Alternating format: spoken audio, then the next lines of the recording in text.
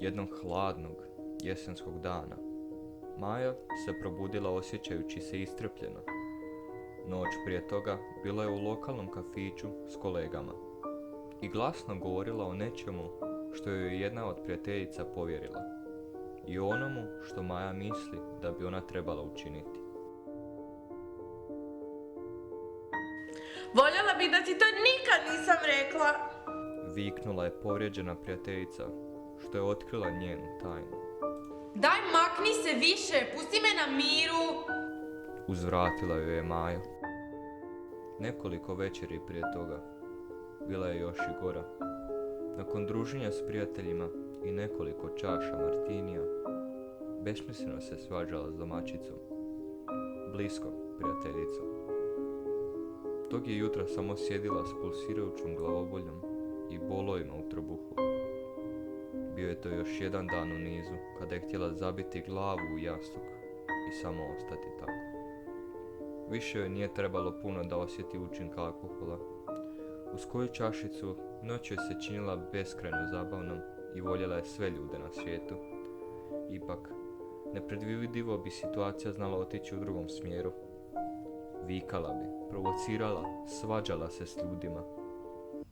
Jutro se je pogodila misao, koja ju je plašila. Ne mogu više. Odustajem.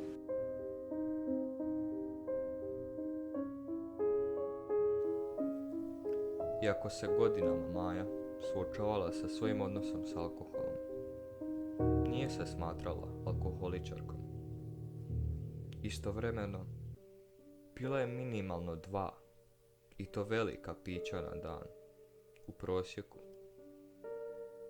Ponekad se osjećala izgubljena i tužna, iako nije bila toga svjesna.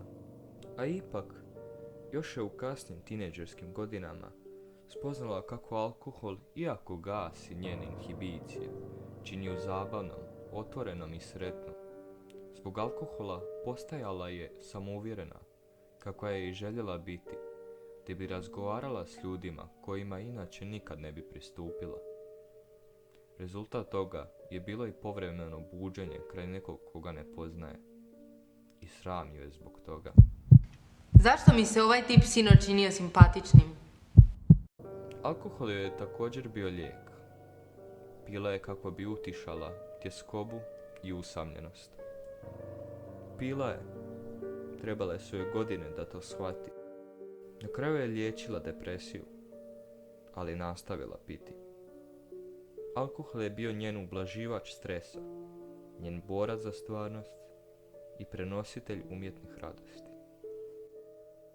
Život joj se promijenio u 30-tima, kada je postala dio Hrvatskog crvenog križa. Kao volonter pomagala je ovisnicima o alkoholu, dijeleći svoje životno iskustvo s alkoholom. U Crvenom križu upoznala je i svog sadašnjeg supruga s kojim je usvojila voljenu kćer koja sada ima 17 godina.